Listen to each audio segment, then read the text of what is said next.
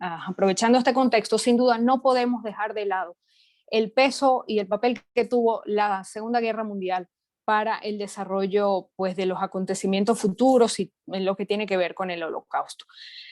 Incluso podemos ir mucho más allá, podemos remontarnos a lo que es la política desde principios de la década de los 30 en Alemania, con la llegada del canciller Adolfo Hitler y la aplicación de medidas de corte racial en áreas de, pues, la consolidación de un objetivo eh, racial igualmente, que tenía que ver con por un lado el liderazgo de la raza aria y por supuesto las consecuencias que esto tuvo para otros pueblos, específicamente para el pueblo judío. Nos dejemos de lado los gitanos, no dejemos de lado seguramente las personas con discapacidad, pero el gran peso que tuvo para el pueblo judío la aplicación de estas medidas sin duda ha sido uno de los aspectos más dramáticos en el contexto no solo de la política durante los años 30, sino también lo que tiene que ver durante el desarrollo de la Segunda Guerra Mundial.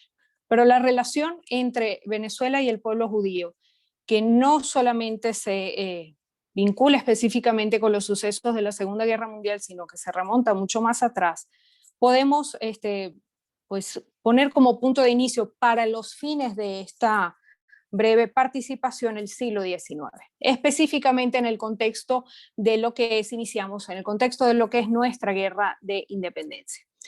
A partir del año 1812, todos, digamos que una serie de contactos que ya se habían establecido desde hacía décadas entre las islas del Caribe, específicamente Aruba, Curazao y la Tierra Firme, llevaron a que en ese año específicamente un grupo de judíos de Curazao apoyaran la causa de la guerra de independencia en Venezuela. En este mismo contexto es importante destacar que teníamos asentamientos, existía presencia de estas comunidades en diversas ciudades del país, en Maracaibo, en Puerto Cabello, en Coro, en Caracas, sin duda son de los puntos más importantes. Para 1819, el proceso de la colaboración y los contactos entre estos dos pueblos se profundiza por el otorgamiento de derechos a miembros del pueblo hebreo, lo cual se constituye en un primer gran paso para lo que es las relaciones entre, en este caso, la República de Colombia y el pueblo judío. Y por supuesto, esto luego se va a profundizar en el contexto de pues, la Venezuela separada de Colombia. Para el año 1822, la abolición del Tribunal de la Inquisición fue un espaldarazo al proceso del alcance de lo que eventualmente será la ley de pluralidad religiosa, y esto se va a concretar específicamente en el año 1834. Entonces es una relación que data incluso desde como mencioné antes, desde aproximadamente el siglo XVII, pero para el siglo XIX, en el contexto de la guerra de independencia, tiene lugar, digamos, un paso sin duda significativo. Por supuesto, en el contexto de la guerra suceden varias cosas que tenemos que tomar en cuenta. En el caso de Venezuela, para el año 1939, perdón, Venezuela oficialmente se declara neutral. La neutralidad, así como vemos en la cita que tenemos en pantalla, fue promulgada, por supuesto, por el presidente Lázaro López Contreras, máxima autoridad del país en ese momento, y dice: Venezuela observará durante la guerra además esta neutralidad, de acuerdo con las convenciones de La Haya de 1907 y con los principios del derecho internacional que establecen los derechos y deberes de las naciones neutrales.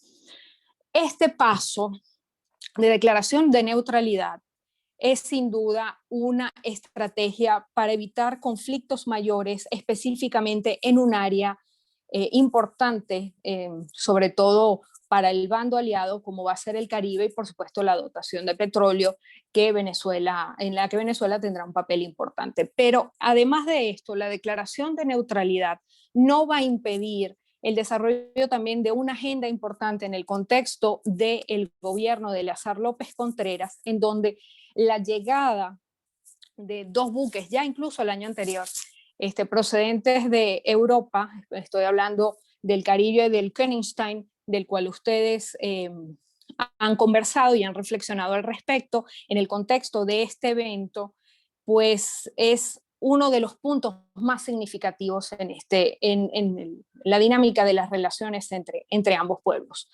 Recordemos que estos dos barcos, zarpados en el año 1938, de Europa, buscaban en buena medida un espacio, un refugio, específicamente en la región del Caribe, habían tocado las puertas, llamémoslo así, de Trinidad, de Barbados y de la Guyana Inglesa, buscando pues que les permitieran a este pueblo llegar, pues en calidad de perseguidos en buena medida, y pues habían tenido una respuesta negativa. Por supuesto, la llegada de estos judíos a Venezuela marca un punto absolutamente significativo en las relaciones entre ambos pueblos. Estamos hablando aproximadamente de 251 judíos que llegaron en estos dos barcos, unos desembarcaron en La Guaira, otros desembarcaron en Puerto Cabello, y esto es un aspecto interesante y tenemos que incluso reflexionar acerca de esto en el contexto de lo que representa para la agenda venezolana. En el año 1938, viendo un poco lo que había sido el comportamiento de la Alemania del Tercer Reich, de lo que había sido sus alianzas, de lo que había sido el avance y las conquistas que había tenido,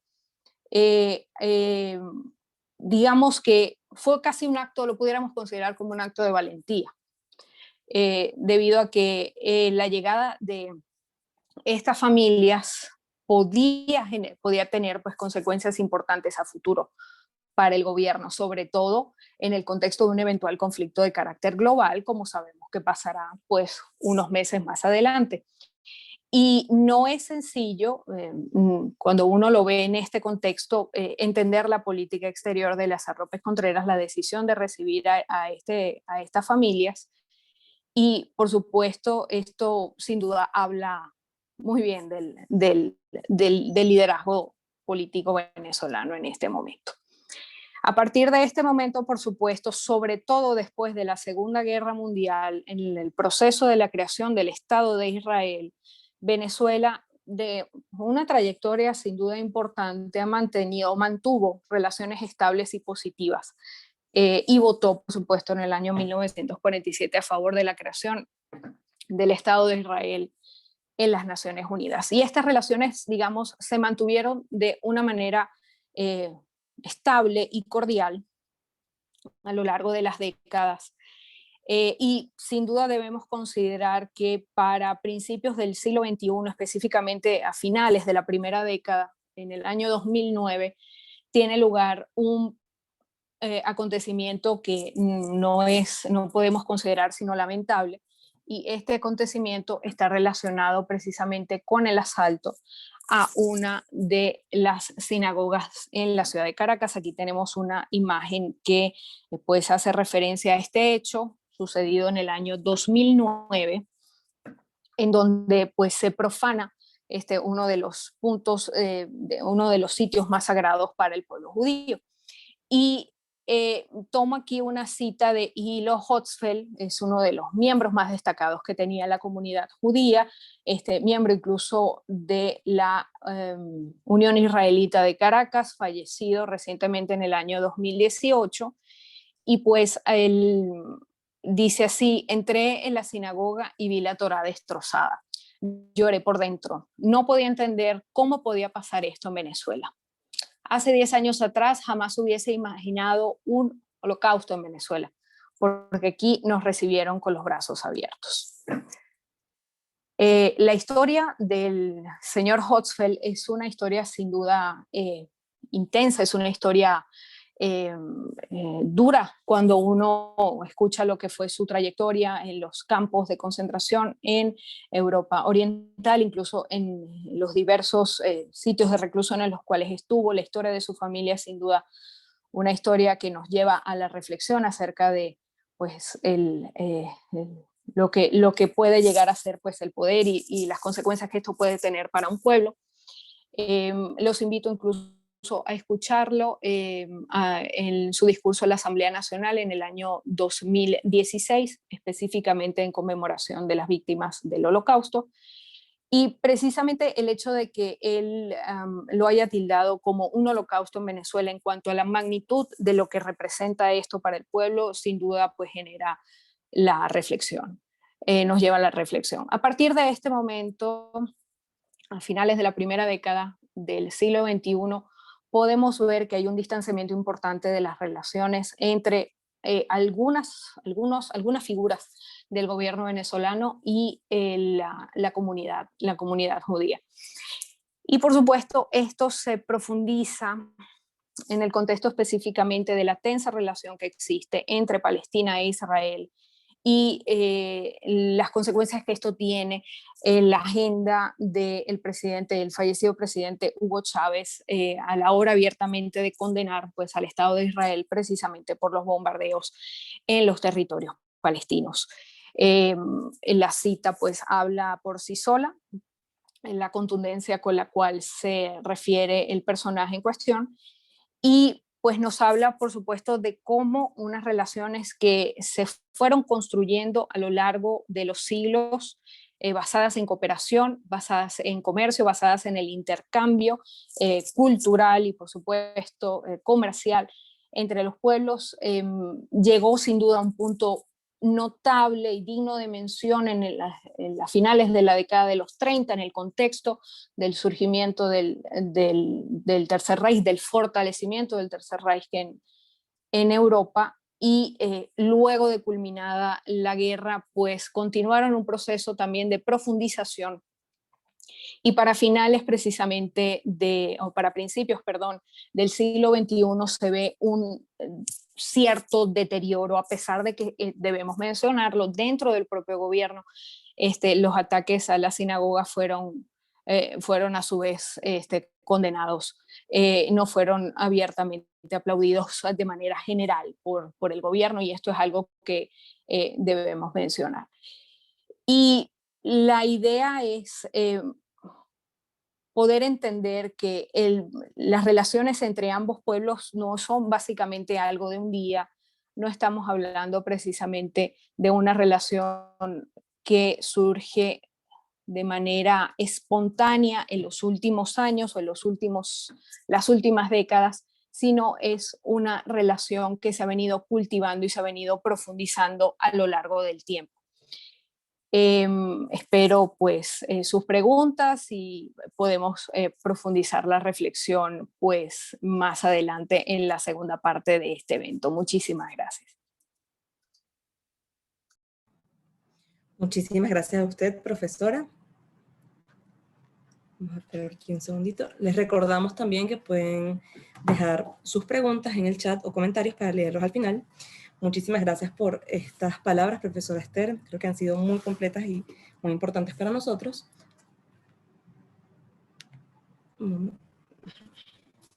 Ahora le damos la bienvenida al profesor Luis Daniel Álvarez, licenciado en Estudios Internacionales, comunicador social y educador, mención Ciencias Sociales, especialista en procesos electorales, así como en estudios políticos y constitucionales, ambas especializaciones realizadas en Colombia.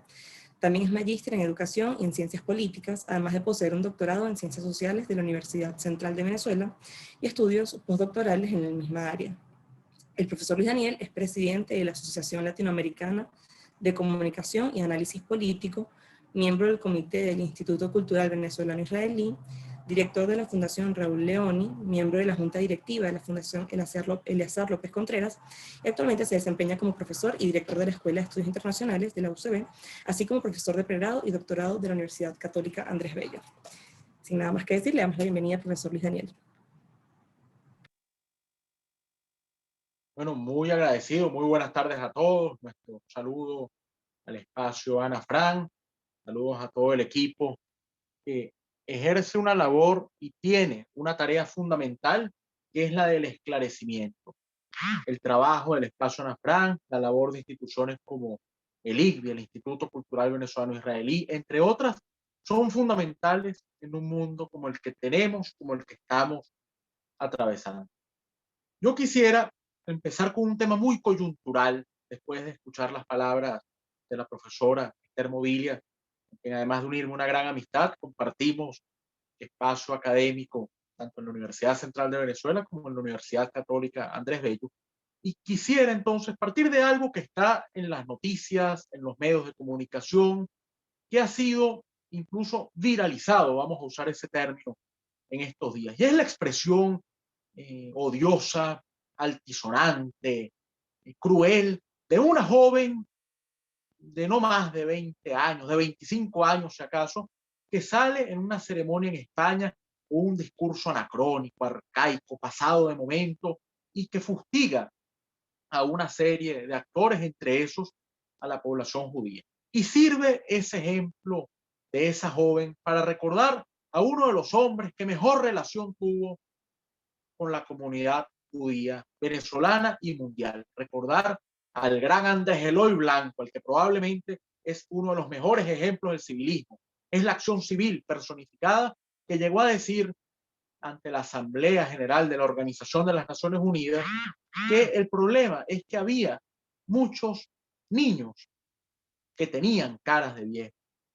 Eran niños que estaban cansados, castigados por la guerra y vivían la zozobra de esa amargura. A esa joven que usa un micrófono, que canta, que convoca una marcha donde salen algunos disfrazados o vestidos, ataviados con indumentaria azul, se le podría aplicar la frase del gran venezolano, de Andrés Eloy Blanco, de que es una joven, pero que tiene cara de vieja, tiene el alma acartonada y el alma equivocada por estar reivindicando posiciones que creíamos completamente superadas.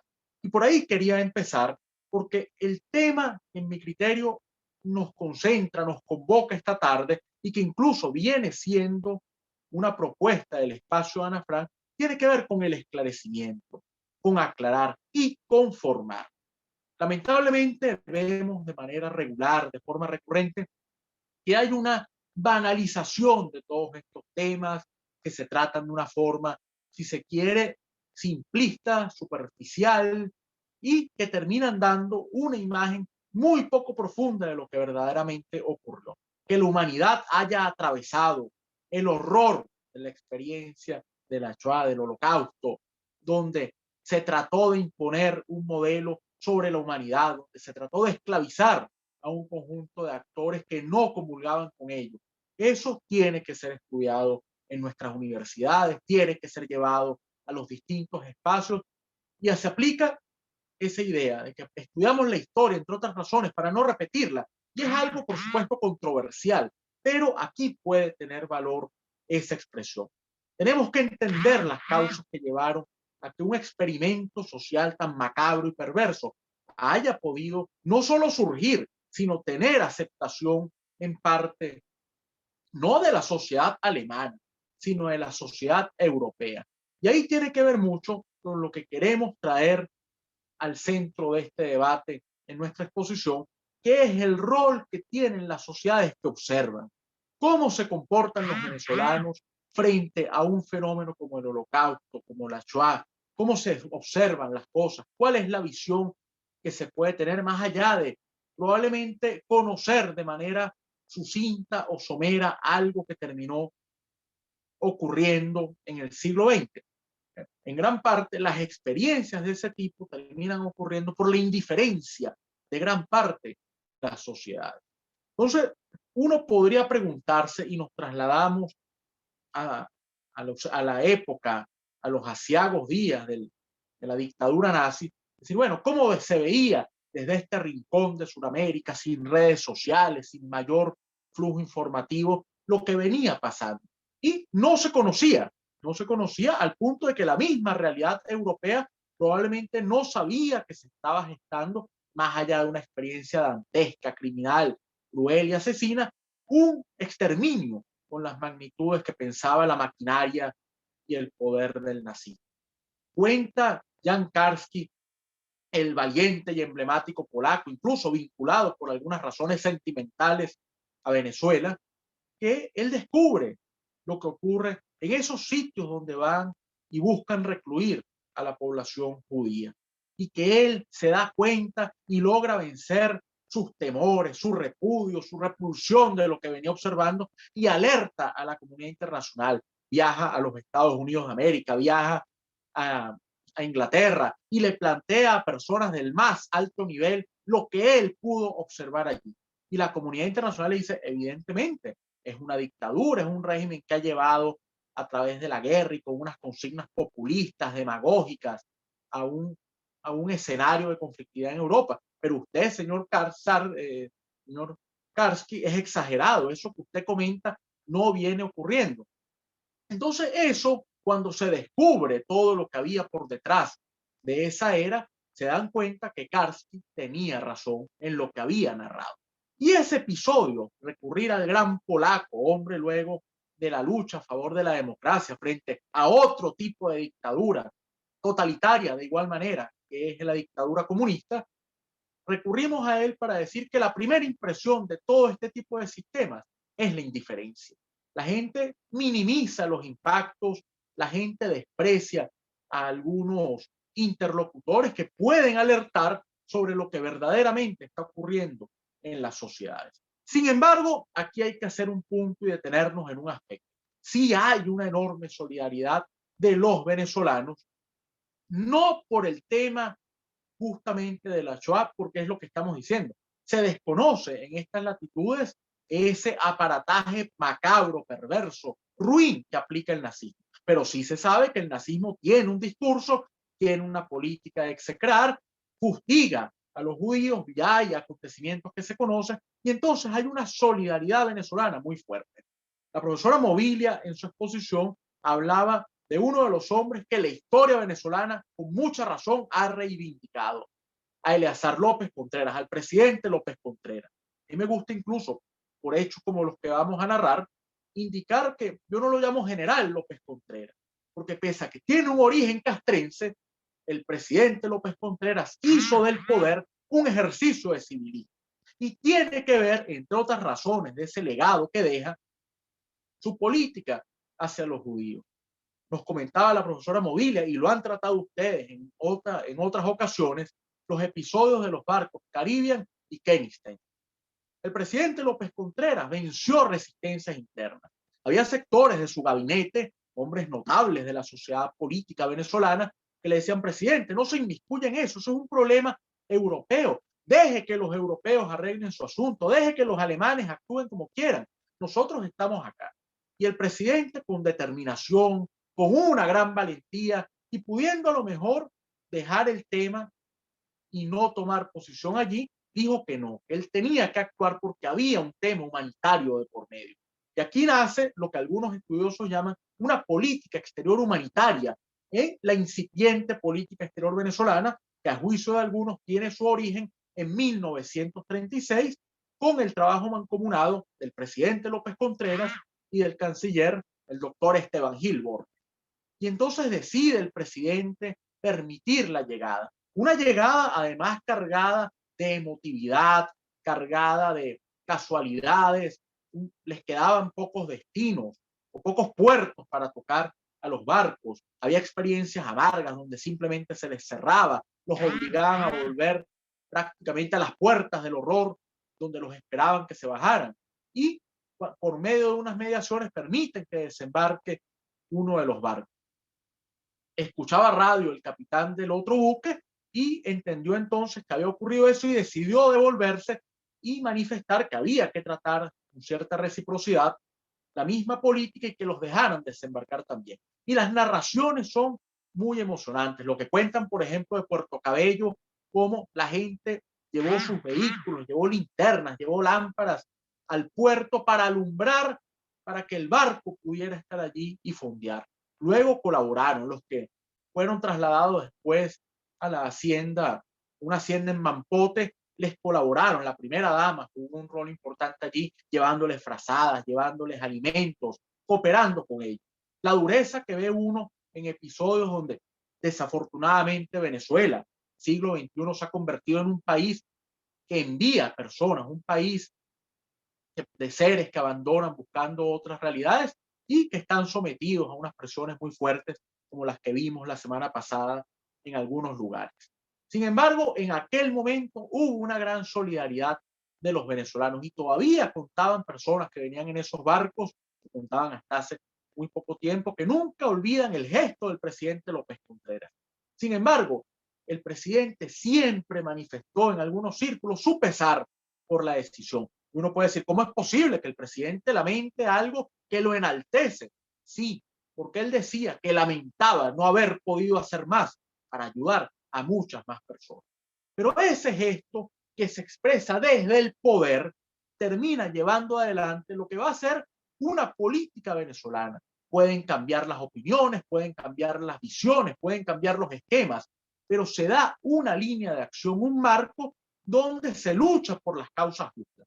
Y aquí empieza entonces a aparecer una nueva visión, empieza a surgir un nuevo escenario que es el de dar una reivindicación justa.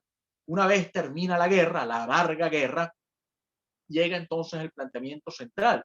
¿Por qué no resarcir en gran parte ese drama que había ocurrido, dándole a los judíos lo que era su petición fundamental, que además tiene remanentes, tiene sus raíces en la religión, en la tradición, en la lucha, que era poder regresar a Tierra Santa? Y por eso Venezuela, la sociedad venezolana, ya en la Junta Revolucionaria de Gobierno, empieza a luchar internamente para que eso pueda darse. Y se hacen conferencias, se recogen fondos, hay peticiones muy concretas, se envían comunicaciones.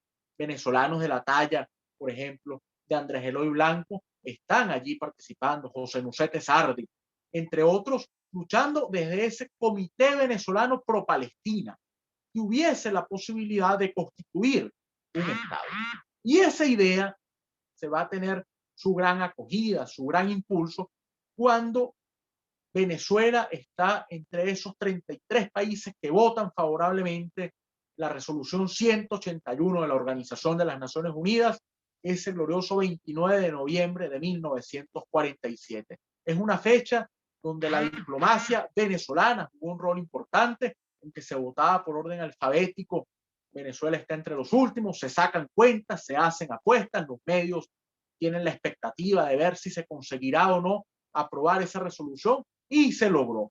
Logró Venezuela tener entonces uno de los votos que garantice esa reivindicación, la partición de esa pequeña Palestina británica, de ese territorio, en dos estados para la creación, uno de ellos para la creación de un estado para los judíos, y además una administración especial para la ciudad de Jerusalén.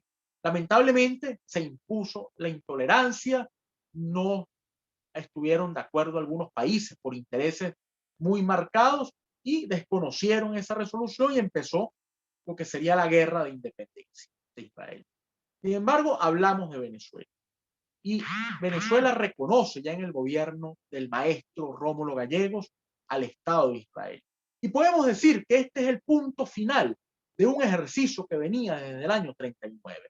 El presidente Eleazar López Contreras, con su acción de permitir el desembarco de los judíos de los dos buques, les había dado el reconocimiento a la dignidad, a la vida, mientras que don Rómulo Gallegos cierra ese recorrido, ese capítulo, dándole el reconocimiento legal, dándoles la oportunidad de tener un Estado. Y de esa forma Venezuela pasa entonces a jugar un rol fundamental en las relaciones con el Medio Oriente.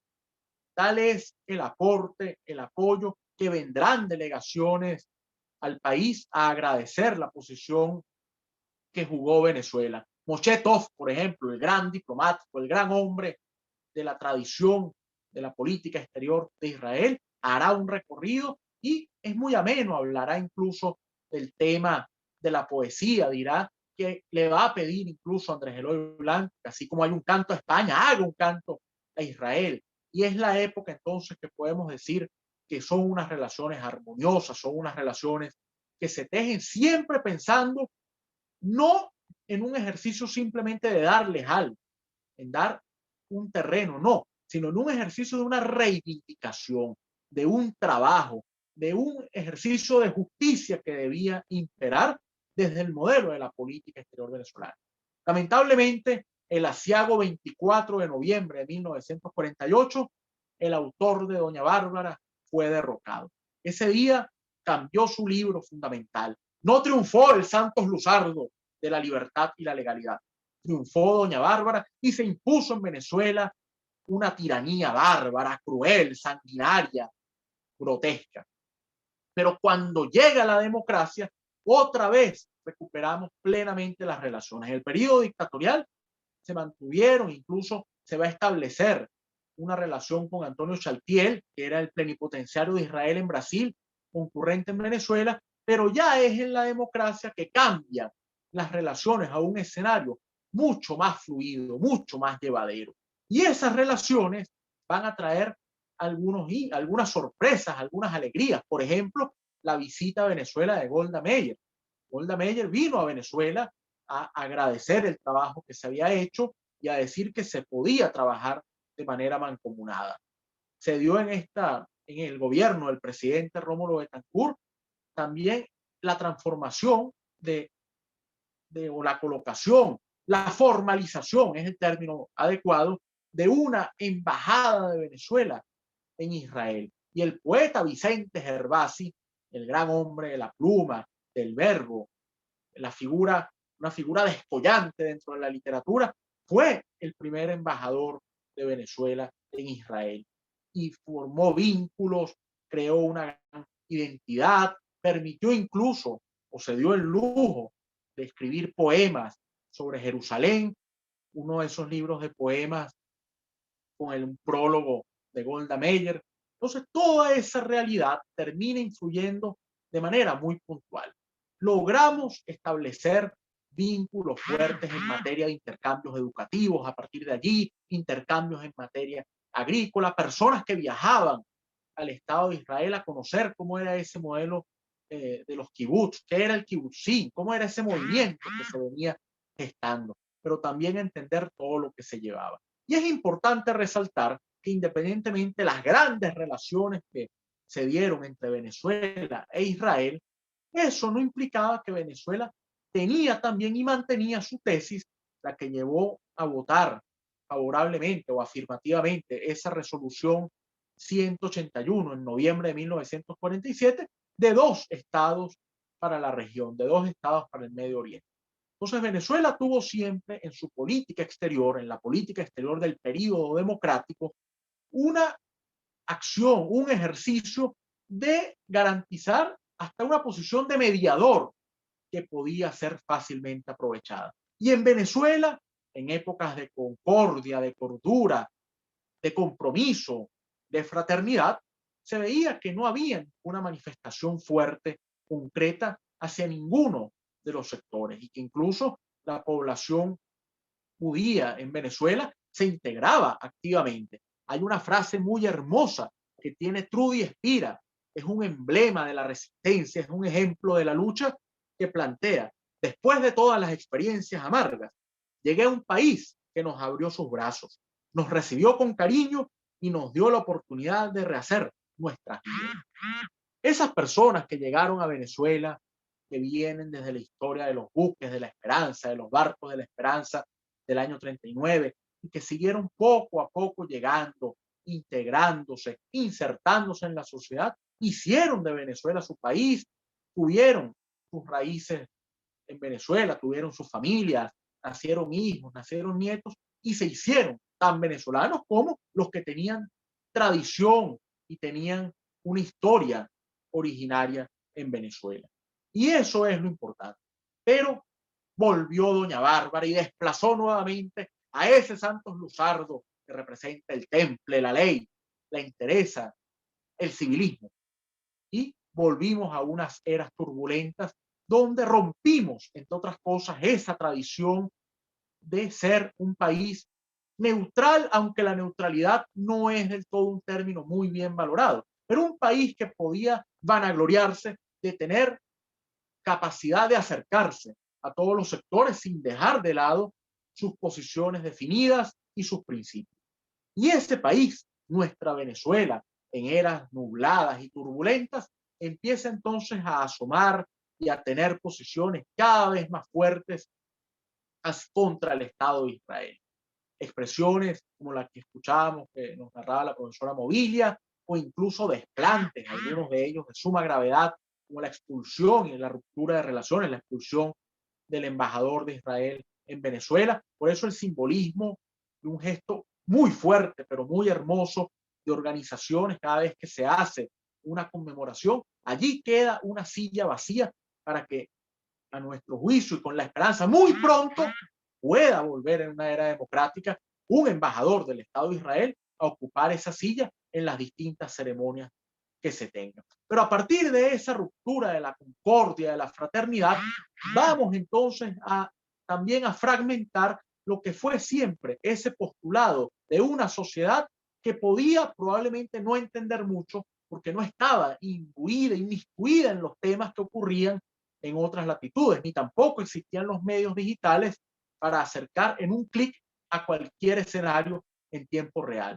Pero empezamos entonces a tratar de otras temáticas y caímos nuevamente en la indiferencia. Y vino entonces una irrupción de pintas en las calles, de panfletos, de mensajes a través de medios que se supone son medios que funcionan o favorecen o se emplean por el Estado venezolano, donde surge una culpabilidad hacia cualquier asomo, no solo del Estado de Israel, esto es bueno entenderlo, sino hacia la población de origen judío. Por eso yo empezaba la charla de hoy alertando ese episodio que vimos en una sociedad como la española, una sociedad que puede preciarse de tener pluralidad de medios, que tiene, no hay una censura de prensa, donde proliferan los partidos políticos, donde las personas pueden manifestar sus puntos de vista, incluso esa es una prueba, llegando a ese extremo, pero que la sociedad española o en la sociedad española surja el discurso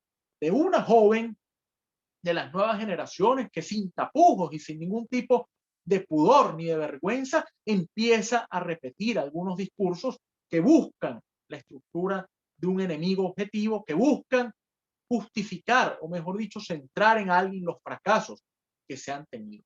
Frente a eso, ¿qué podemos hacer? Uno habla de esta manera y quienes nos oyen y quienes nos ven podrán decir, bueno, apago la cámara y me salgo porque no hay nada que hacer y al contrario, hay muchísimo por hacer. Esto que estamos haciendo la tarde de hoy es un elemento. Nosotros tenemos que entender, no es ver la historia, revisarla, como decía John Dewey, el gran filósofo de la historia. Tenemos que superar esa imagen de que la historia es un conjunto de papeles, un conjunto de libros viejos, papeles que están deshaciéndose, que están en un lugar. No, tenemos que darle carácter vivo a esa historia. Tenemos que entender esos episodios que ocurrieron, no porque actualmente podamos cambiar lo que aconteció, no para ir repitiendo que lamentamos lo que ocurrió y pedimos perdón por algo que pasó, no, sino simplemente para ver cómo pueden las sociedades eliminar lo que es el carácter de individualización y pasar entonces a culpar a todo un grupo, sea por su color de piel, por su origen religioso,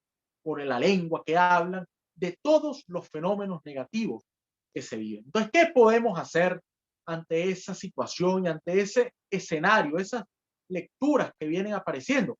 Esclarecer, educar, concentrar a personas para que hablen del tema y vean y muestren el peligro que pueden tener las sociedades de que en ciertas condiciones, por más nivel que tengan, como la tenía o lo tenía Alemania en los años 30 y 40, en nivel intelectuales, de filósofos, de pensadores, de juristas, pudo caer en el discurso que permitió que una maquinaria dantesca, cruel, criminal y asesina haya podido entonces anidar y tener aceptación en buena parte. Y que incluso a lo mejor es que como sociedad hemos bajado la guardia y eso es una señal de alerta que en el siglo XXI, el siglo de las redes sociales, el siglo de las bibliotecas libres, el siglo de la televisión que nos muestra todo y de la radio en cualquier lugar, lo que nos permite llegar a cualquier lugar, veamos episodios como el de esa joven.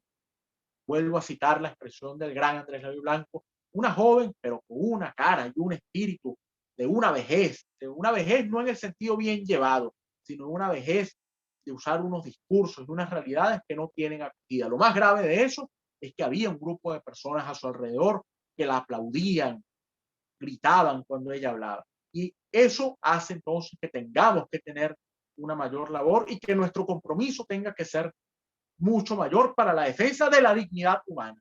En el caso venezolano, recuperar esa idea.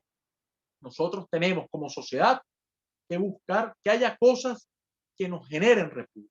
Y la violación a los derechos humanos son ellos. Usemos entonces estos espacios que nos brindan iniciativas como el espacio Ana Frank para poder entonces conversar, hablar y entender cómo podemos no solo llegar a episodios oscuros, sino qué podemos hacer como sociedades para de manera conjunta blindarnos frente a las atrocidades y hacer que estos episodios los conmemoremos y queden en la historia, pero que no haya el peligro de que volvamos a vivir. Honrado por estar con ustedes esta tarde y atento a cualquier pregunta o comentario. Muchas gracias.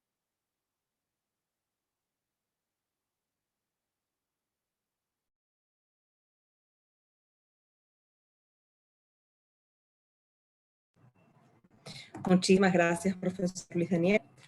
Voy a activar también por aquí mi cámara y si la profesora Esther también puede activar la suya, vamos a ver, para responder las preguntas que nos están llegando en este momento. Sí, habilítame por favor para poder abrir la cámara. En eso estamos.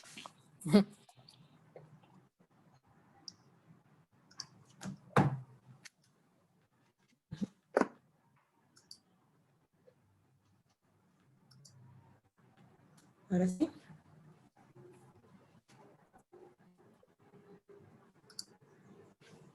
Perfecto. Sí, bueno, por aquí. muchísimas gracias a las dos. Les voy a compartir. Adelante, adelante, Leti. Les voy a compartir las preguntas que nos han llegado aquí.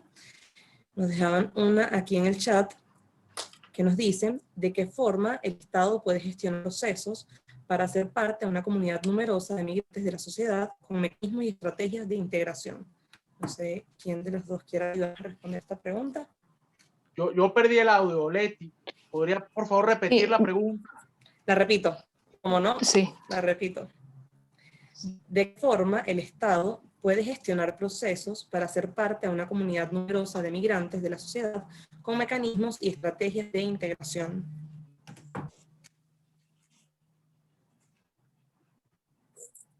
¿De primero, profesora Mobilia, o arranco yo? Adelante, adelante, empiezas tú, por favor.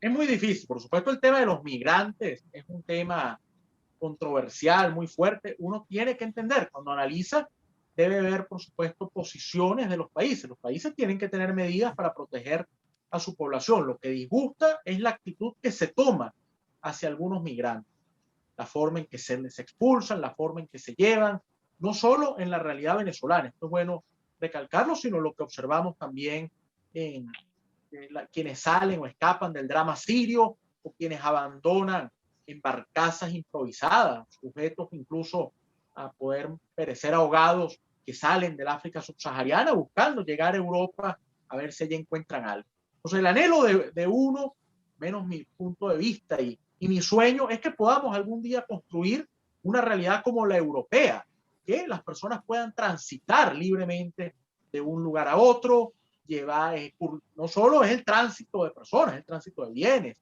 es la posibilidad de cursar estudios, es el anhelo de tener instituciones que obliguen, instituciones jurídicas, instituciones parlamentarias, y eso es un deber ser. Sin embargo, para que eso se consiga, hay por supuesto que limar y atender algunas coyunturas. En América tuvimos un episodio que estuvo relativamente cerca del espíritu europeo, que fue la comunidad andina. La idea que usted pudiese transitar de un país a otro llevando simplemente su documento de identidad. Pero es muy difícil que eso pueda concentrarse o concretarse cuando existen procesos fuertes. Para llegar a eso, debería ser fundamental un desarrollo democrático de toda la región. Cuando tengamos democracia, cuando tengamos episodios de acuerdo, que podamos todos juntos dar el paso, llegaremos a esas eras donde la migración no generará mayor inquietud, sino que será un recurso que se aprovecha. Pero sí genera, por supuesto, inquietud lo que se viene viendo, no solo los migrantes venezolanos, sino el caso de los haitianos, el caso de los sirios y el caso de los africanos del norte de África. Una manera, creo yo, también, de complementando lo que dice el profesor Álvarez, una manera que considero que es vital para precisamente acercar los pueblos, es un poco una agenda que incluso la Unión Europea tiene y que han desarrollado sin duda otros países, incluso a lo largo del siglo XX, que tiene que ver con la diplomacia cultural. que tiene que ver con la idea de estrechar los lazos a partir de los contactos entre las comunidades, de promoción de actividades culturales, de manera de poder identificar aquellos, incluso los rasgos en común y aquellos rasgos que no sean comunes, pues aprender a convivir, respetar y, por supuesto, profundizar las relaciones entre las diversas comunidades. Eso sería de vital importancia. Por supuesto, en el contexto actual que vive la sociedad venezolana, sin duda absolutamente dramático. Un poco, creo que una de las personas lo mencionaba por el chat, sin duda la desinformación constituye un elemento fundamental que ayuda a la profundización de las diferencias. Y dentro de esto, el rechazo que se despierta también pues tiene que ver con el desempeño de algunas personas puntuales que no representan pues la mayoría de lo que es la comunidad migrante, sin duda.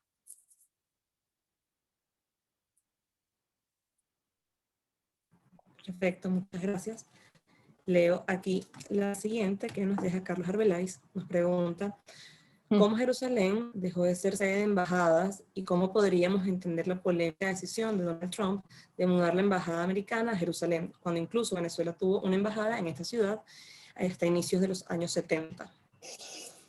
Sí, correcto.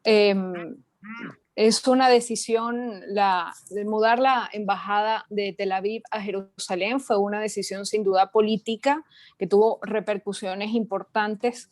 Al inicio recuerdo que varios países, incluso de América Latina, apoyaron la decisión de Estados Unidos y abiertamente también estaban llevando medidas adelante. Precisamente en el año 1980, el gobierno de Israel, el Estado de Israel, proclama a Jerusalén su capital. Y por supuesto, proclamar a Jerusalén capital termina siendo algo que generó tensiones futuras, precisamente porque es una ciudad en donde tenemos, pues, vamos a definirlo así, un estado constituido, el Estado de Israel, y los territorios palestinos y el pueblo palestino que también reconoce una porción de esa ciudad como parte de su, bueno, de su centro, de su vida, en donde tienen pues asentamientos. Entonces, por supuesto, designar en el año 1980 Jerusalén como capital llevó a muchos países a trasladarla a Tel Aviv, entre ellos el caso venezolano. Este es uno de los ejemplos. Y en el caso de la medida que llevó adelante el presidente Trump, pues lo que buscaba sobre todo era pues profundizar las alianzas con un sector de la política, un sector de la política israelí, pero digamos que de acuerdo a las últimas informaciones, pareciera que esa iniciativa pues no contó con el peso suficiente y un poco se ha venido pues, no quiero decir que se ha eliminado, pero sí se ha venido disolviendo a lo largo de los meses. Sí, para complementar lo que dice la profesora Mobilia, que esas medidas que se toman, por supuesto, Jerusalén es una ciudad mágica, es una ciudad llena de una simbología importante. Uno le dicen, ¿cómo describes a Jerusalén? Bueno, Jerusalén es un libro, estar en un libro de historia. Lo que uno lee, poder verlo, poder entenderlo desde sus colinas, observarlo. Israel es la capital, Jerusalén es la capital del Estado de Israel. Así de simple. Eso es un tema de tradición, es un tema de fe, es un tema de estructura de Estado. Y es un tema antiquísimo. Sin embargo, lo que se criticaba de la decisión del presidente Trump, del expresidente Donald Trump, secundada además por algunos países latinoamericanos, por ejemplo, el gobierno del presidente Morales en Guatemala, es que decían que era una decisión algo fuerte o algo improvisada que no contaba con esa fortaleza regional para ganar y que terminó dándole más bien argumentos a los enemigos del Estado de Israel y a los enemigos de los acuerdos para decir, nosotros no negociamos con Israel porque Israel está buscando apoyo para que se lleve o se coloque la embajada en Jerusalén. O no queremos de mediadores, y empezaban a hablar de algunos países, entre esos Estados Unidos, porque Estados Unidos fijó posición colocando la embajada en Jerusalén.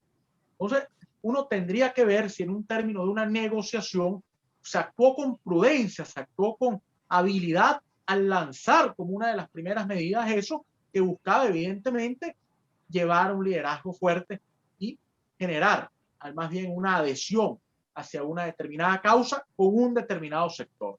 Fíjense, esta decisión llegó a ser tan polémica que hasta resquebrajó las relaciones entre Paraguay y el Estado de Israel. Resulta que el gobierno del presidente Horacio Cartes había decidido mudar la embajada de Paraguay a Jerusalén. Y llegó su sucesor, el presidente Mario Abdo Benítez, también de la Alianza Nacional Republicana, el llamado Partido Colorado del Paraguay, y revirtió la decisión. Y eso implicó entonces una dura condena de Israel. Incluso algunos manifestaron, bueno, es como si usted decidiera colocar la embajada de Israel no en Asunción, sino en Ciudad Presidente Franco, por ejemplo, que es la antigua Ciudad del Este en el Paraguay. Entonces, o en la actual ciudad, en Ciudad del Este, allá en Paraguay, cerca de lo que es en Ciudad Presidente Franco. Entonces, no, porque la capital es Asunción. Y eso trajo un amargo debate entre Israel y Paraguay que hizo que se perdiera a lo mejor el mecanismo inicial. Entonces, eso es lo que habría que pensar. ¿Será que la posición del expresidente Trump buscando ganar unos aliados coyunturales tocó un tema que echó por tierra algún otro tipo de acuerdo? Sin que esto signifique, por supuesto, lo que al menos yo considero que Jerusalén es la capital del Estado de Israel. Lo que creo, y lo he comentado, porque Venezuela también ha tocado ese tema, que Venezuela, a través del gobierno emanado de la Asamblea Nacional, que es una discusión al menos que no habría que dar todavía. Que habría que dar en su momento, pero darla en este instante más bien arma o prepara a aquellos que buscan cualquier justificación para atacar a Israel. Muchísimas gracias. Stephanie Romero pregunta, ¿considerarían que es trivializar el Holocausto cuando las personas comparan la situación actual de los venezolanos inmigrantes con los judíos de aquel entonces? Es un debate fuerte que se ha generado. Nosotros, por ejemplo, pertenezco al Instituto Cultural Venezolano Israelí y ahí lo hemos tratado en distintas ocasiones. La Shoah es única, es un episodio único, es un ejercicio que se viene llevando. Compararlo con lo que ocurre con los migrantes venezolanos, a mí me parece que no tiene el mismo peso. Por supuesto, lo que ocurre con los migrantes, las imágenes que vimos en Chile hace unos días y la situación incluso que se ha generado en Venezuela cuando marcaron la casa de algunos colombianos en la frontera que fueron expulsados, incurriendo además en la arbitrariedad de que muchos de esos colombianos eran también venezolanos. Entonces de Venezuela votó a los propios connacionales que no tienen ningún tipo de cabida, pero más allá de eso, compararlo con una maquinaria como la que ocurrió durante el nazismo, creo que es inadecuado. O sea, cada hecho tiene su dimensión, cada realidad tiene que ser vista con un lente particular. Algunos mencionan, por ejemplo, bueno, el tema del genocidio en Ruanda. Eso podría ser comparable al Holocausto. Habría que examinarlo con cuidado. Los entendidos dicen que no, porque la Shoah, el Holocausto, tiene esa dimensión única que fue un plan premeditado, hecho con alevosía, con planificación, muy bien sustentado para un exterminio sobre la base de unas concepciones. Los otros son episodios repudiables, el genocidio en Ruanda, el genocidio en Camboya, la hambruna estalinista, las hambrunas maoístas, todo eso tiene que llevarse y tiene que ser condenado. El trato a los migrantes que hace el gobierno del señor Orbán en Hungría, todo eso se cuestiona, pero guarda por su significado, su trascendencia y su impacto un lugar muy especial de estudio y de definición, la Shoah o el Holocausto.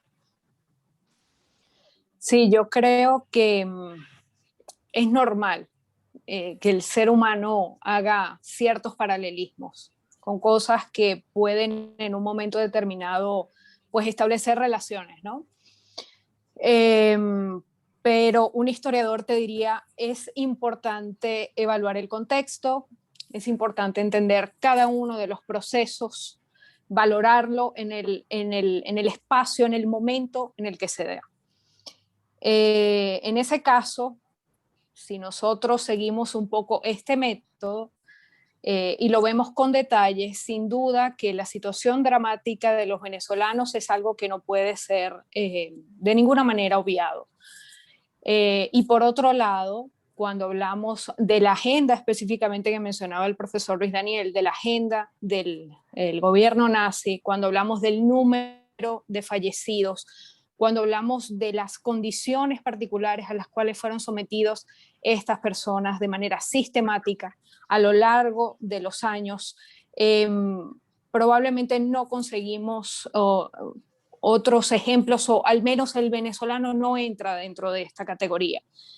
Tenemos que tratarlo cada uno dentro de su justa medida.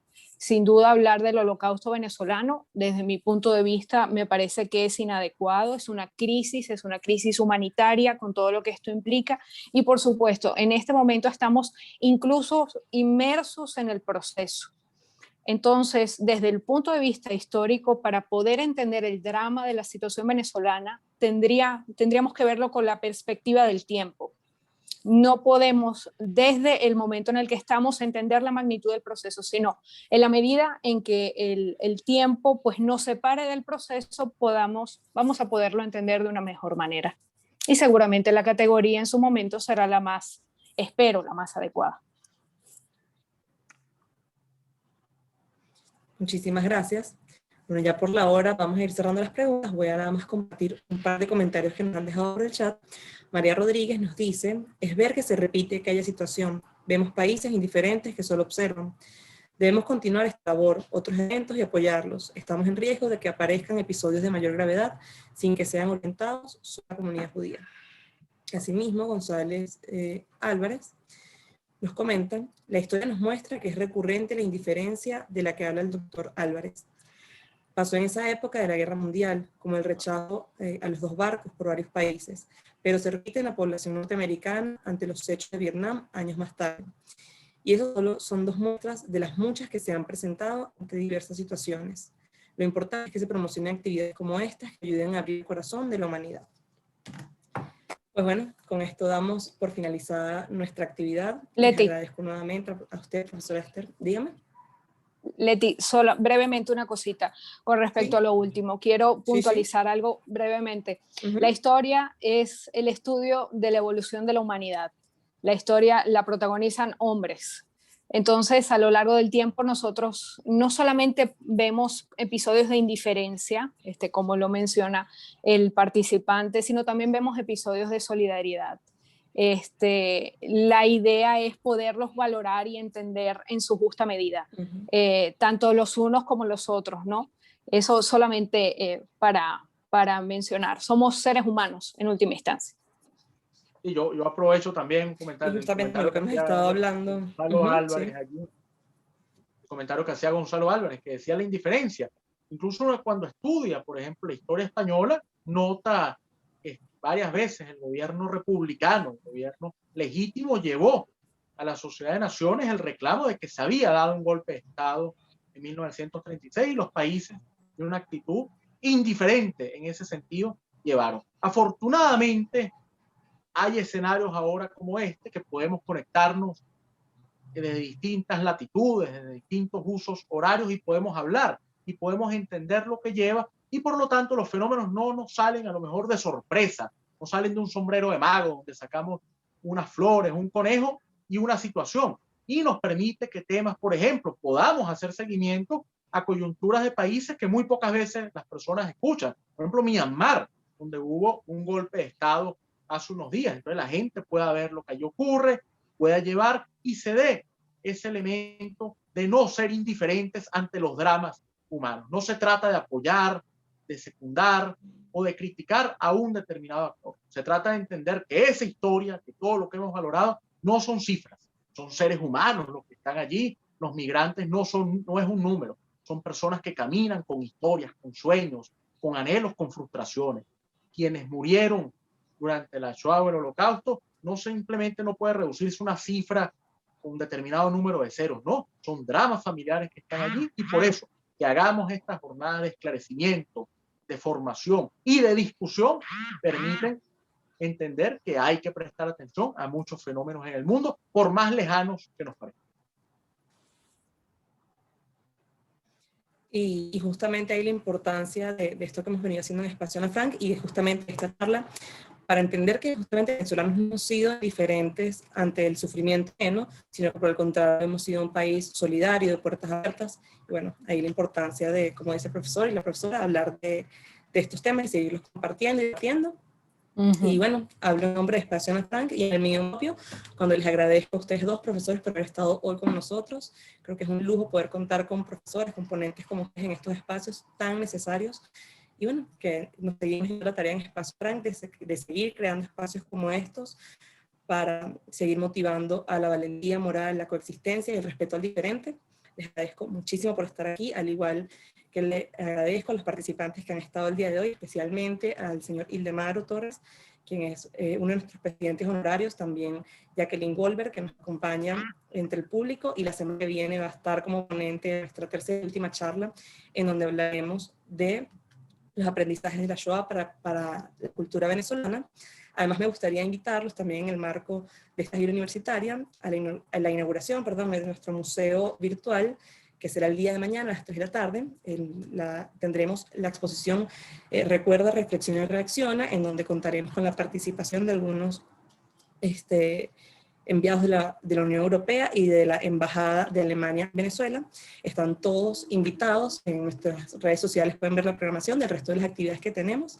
Bueno, con esto damos culminada nuestra actividad del día de hoy. Muchísimas gracias nuevamente, profesor Luis Daniel y profesora Esther. Muchas gracias a ustedes por la invitación. A ustedes.